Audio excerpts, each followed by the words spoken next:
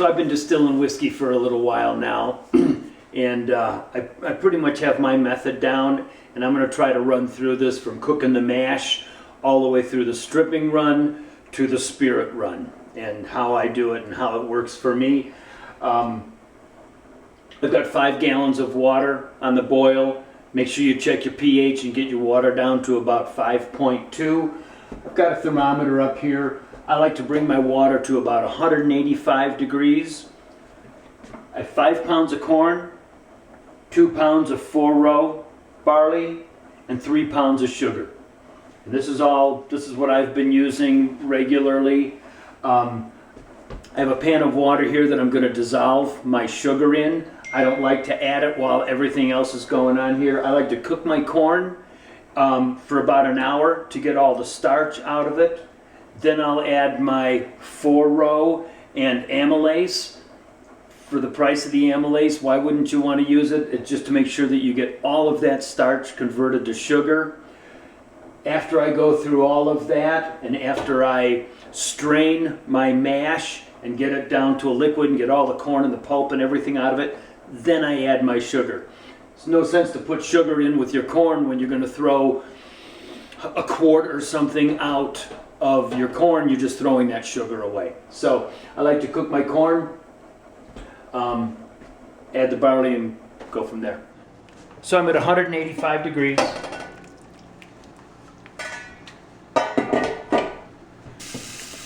And the first 5 minutes of this is pretty critical, and you have to really keep an eye on it. I walked away one time and I came back and I had 5 gallons of polenta here. I couldn't stir it. It was so solid. So you want to keep checking it quite often here in the first 5, maybe 10 minutes. I use a flaked corn that I get in bulk from my local brew store. I buy it in a 50-pound bag. And at 185 degrees, I turn my burner off. And I cover it and put a blanket around it.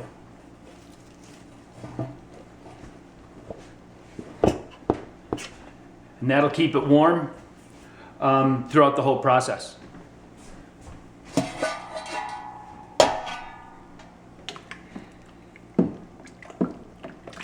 So it's already starting to thicken. I got a couple of lumps in here. I've dissolved my 3 pounds of sugar already, and I'm going to set that outside to cool. Since you got to cool all of this down before you add the yeast anyway, it's just that much. It helps to have things cooling in advance.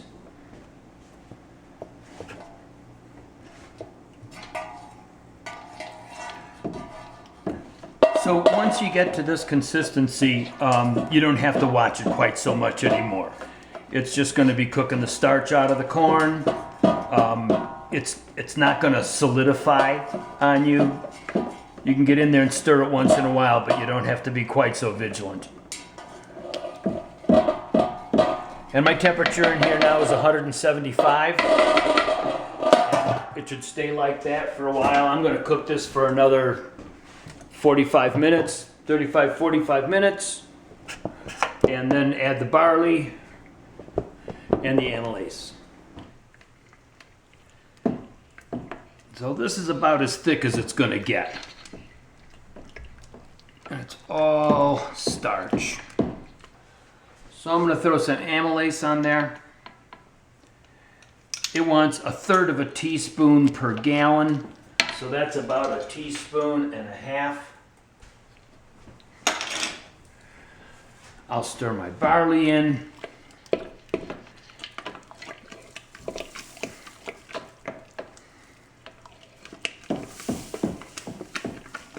And you'll see this mess turn to liquid. And my temperature right now in here is right around 165. So it's already becoming more liquid. Let it cook again for a while. Let those starches turn to sugar. So you can see it's pretty liquid now, after all that starch has turned to sugar. So this is probably the least amount of fun, is straining this. And what I've found is that those mesh bags that you put in a 5-gallon bucket are just so fine, it takes forever to get the stuff through. So I've got a Homer bucket that I cut a whole bunch of holes into and a couple of sticks that holds it off the bottom. And I've had this nylon mesh bag, which is easy to clean.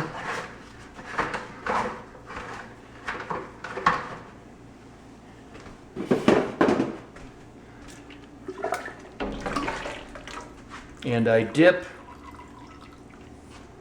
and pour.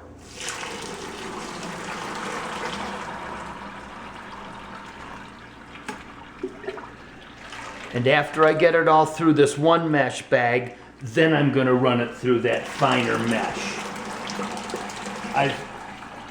I've been having a problem. I'm disappointed with how much I throw away in the bottom from a 5-gallon fermenting bucket. That last inch in the bottom that's yeast and crud is like a half a gallon sometimes. And it's just more than I like to throw away.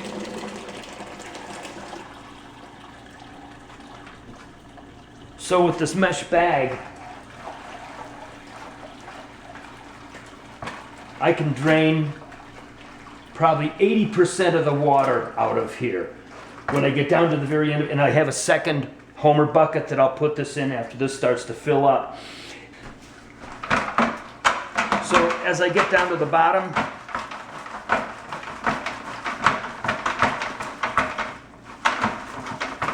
I can shake an awful lot of the liquid out of here.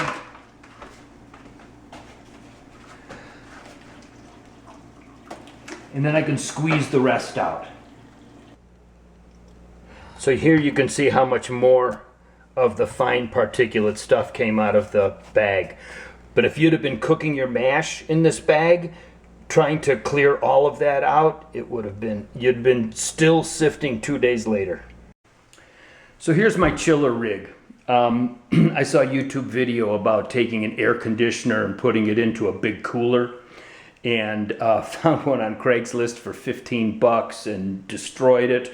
And so the chilling part of the condenser and everything is down sitting in water. It's been outside. I'm in Colorado. This is at 38 degrees is the water that's down in there now. So the air conditioner probably won't turn on. And then I have my coil, and the coil goes down into the soup. And I also have, they recommend that you take your strained mash and everything and you pour it back and forth a couple of times to oxygenate it. I have an aquarium pump that is rigged with a Venturi in it that's made to spit bubbles out as it's circulating water. I like to throw that in there. And that gives me all the oxygen that I need while it's chilling and circulating. Everything is in. My return line is in. You don't want to forget that one. Everything's on. I'm circulating water. And you can see the bubbles from the Venturi that's just throwing air into that as it cools. It's currently 117 degrees, the mash is, and I'll take it down to 80, and that's when I put in my yeast.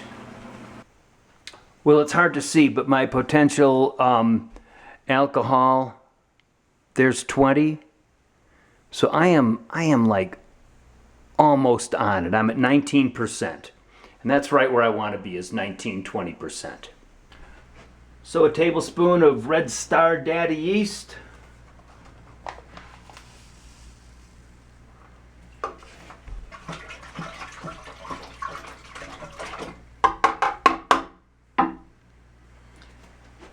In the fast ferment, I'll put the heat blanket on it and my blankets to keep it warm, and we'll visit it again in a week.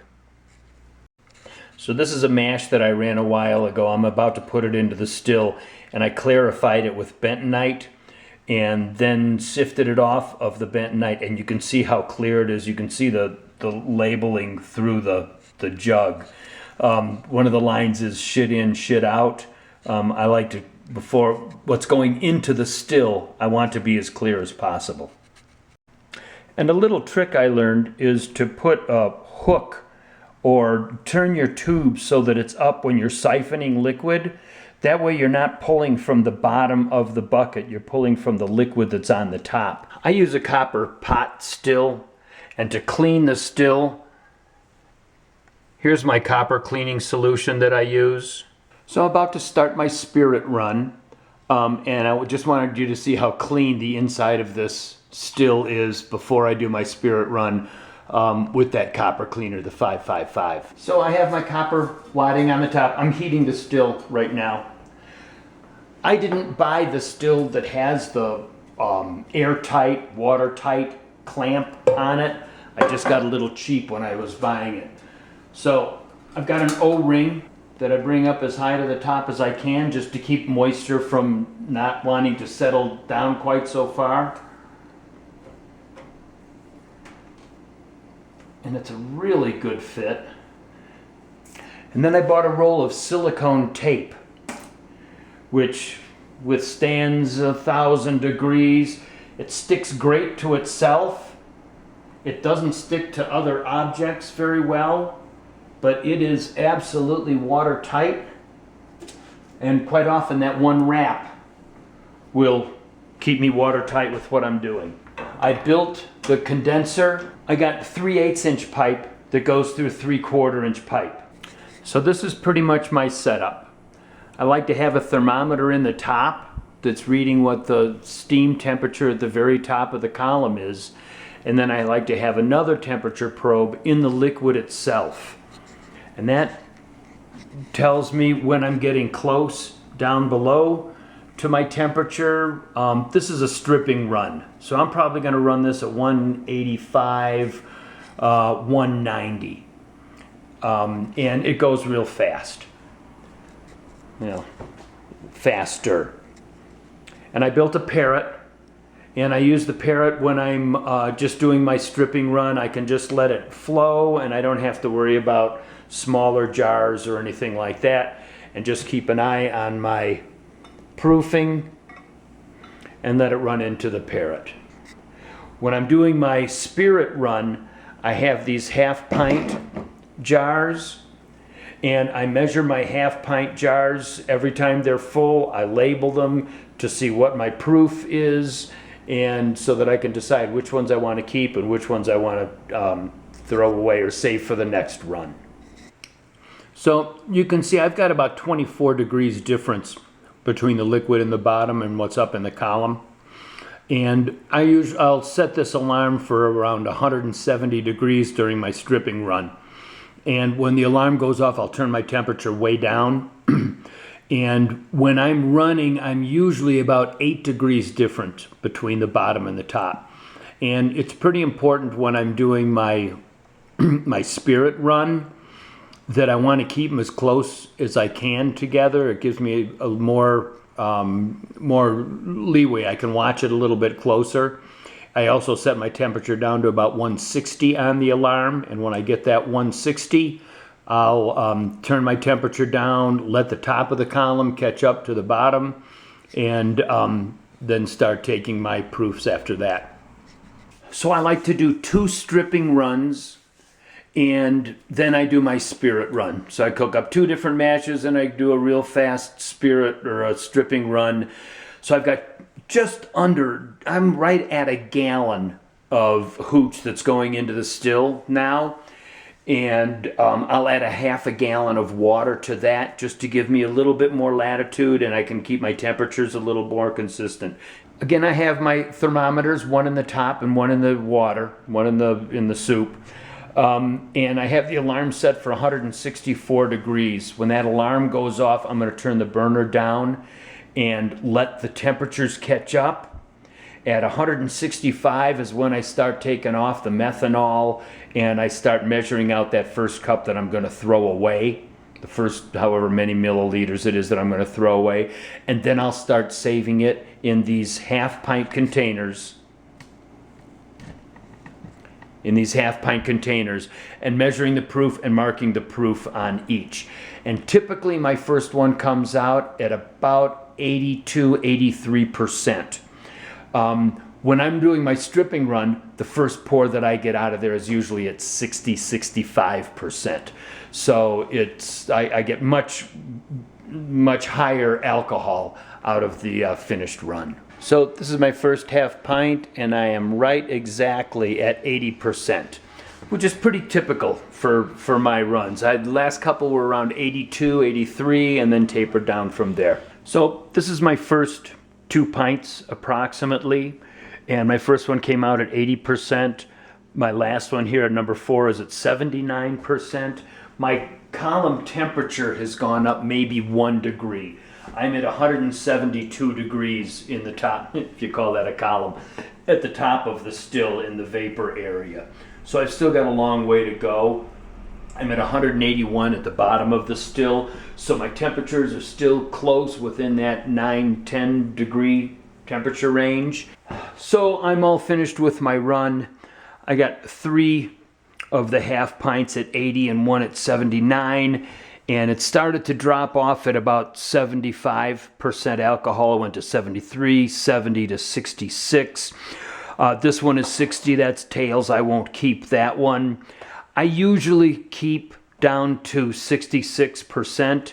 I will not use the first 80 for sure, in case there's any more of the methanol and that sort of stuff that's in there, the poison. And I know that I will keep these, and I'm not exactly sure about this one. And I'll take all of these and put them in a jug. I'll add filtered water to proof it down to 80 proof. And then I'll char my oak and put it in a jar and age it.